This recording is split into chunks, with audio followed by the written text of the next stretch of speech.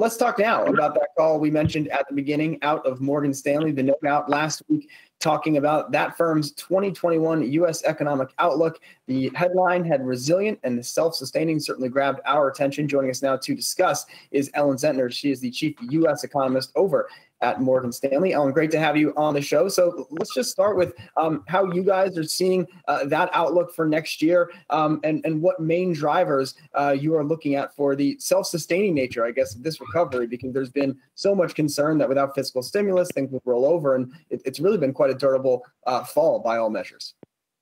Yeah, well, I think there's a huge demarcation here that we have to draw between what's going on in the near term, which we think is not going to be pretty, versus what things will look like next year as we get further into next year. And so think about what's been driving growth thus far. It's the good side of the economy. And that's why economic output is going to be back to pre-COVID levels already by the middle of next year, and fiscal being a huge support of that, easy monetary policy being a huge support of that. But next year, that lift to the economy from the good side is fading, but the services side is picking up. And that drives the bulk of the economy. It drives the bulk of inflation. It's 60% of all consumer spending. And it's really as the economy continues on that normalizing path with vaccine that services side takes over. That's where we can start to get to a self-sustaining point. And so that's the crux of the title of our note. Resilient and self-sustaining is really describing where we think that we will get to. But we've got to get past a really big hurdle here, the winter of discontent, if you will. It's not going to look very good. Ellen, I'm in search of some positive, upbeat news on this Monday morning, and I think I found perhaps a little bit in your latest note. Your bull case on GDP for next year is about 8.7%. What's the probability of that happening, and how do you get there? Yeah, so it's about a 25% probability.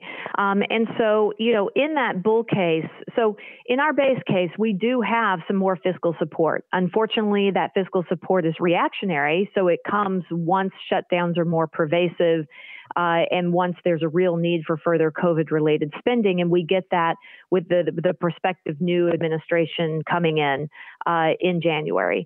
The bull case of that would be that Congress works well together next year and the Democrats are able to fill more of their wish list. So getting more upwards toward their original ask of, say, $2 trillion, and that the vaccine overall has a much smoother rollout.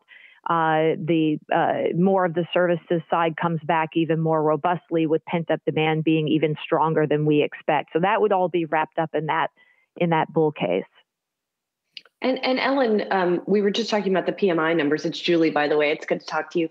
Hi, Julie. We were just talking about the PMI numbers for November coming in better than estimated, and the idea that, the negative economic forecast we were getting earlier in the year didn't come fully to fruition, right? Even after fiscal stimulus expired.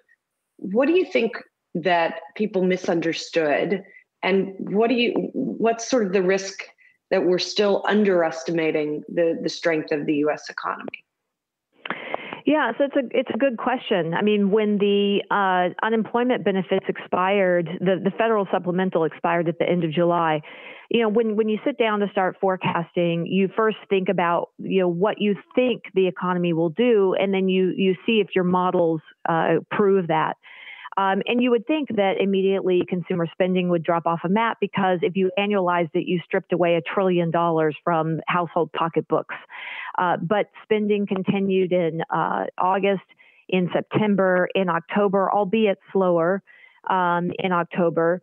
And consumer confidence across all income groups remained very resilient. Now, how is that? So we went back and we took a look and we quantified the amount of savings that households built up when we sent so much support when they couldn't spend it. And it was even lower income households that saved, which they typically don't save in the U.S.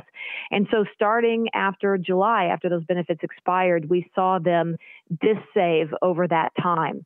And so that helped continue to support spending. Now what we can see in the data, though, is that the lower income households have completed that dissavings. And so they have dropped their spending. Now, why did spending still stay positive in October? Because the wealthy are spending, and they represent 40% of all consumer spending in the U.S. So it's really going to come down to how much are the wealthy willing to spend over this winter or not? Will it be enough to hold the numbers? Now, we think there's enough momentum, and so we still have growth positive, even with an assumption of further lockdowns. But I do think that over time you lose that momentum, and it is still clear, at least to me, that we do need more fiscal support. You know, you can't see it in the aggregate numbers, but when I look at the long-term unemployed, when I look at pockets of the labor market of different ethnicities which have experienced much higher rates of unemployment that's slower to come down, women's labor force participation, that underpins my argument for why more spot treatments are needed, and only fiscal policy can do that. And then, Ellen, just want to finally talk about a concern investors always seem to have at the back of their mind, which is inflation. And you guys are looking for core inflation to actually be modestly above the Fed's target by the end of 2022. Do you see upside risks to this forecast or downside risks given kind of the structural low inflation environment we've been in for some time? Yeah, so that's the question of the day. Why now? You know, why would inflation be different now? I mean, one thing, when I describe the growth for next year, where the good side of the economy that's been leading growth gives way to the services side, services also represent the lion's share of inflation and inflationary pressures. I believe that we found in our surveys, our large-scale surveys of households, just how much pent-up demand for a lot of services there will be once those services are allowed to resume. Now, in the beginning, there's going to be supply constraints. Think of it, this happened after 2008 when people finally started traveling again and airlines had reduced their capacity by a good deal. That's just one example. And so I think that's going to have upside inflationary pressures on the economy.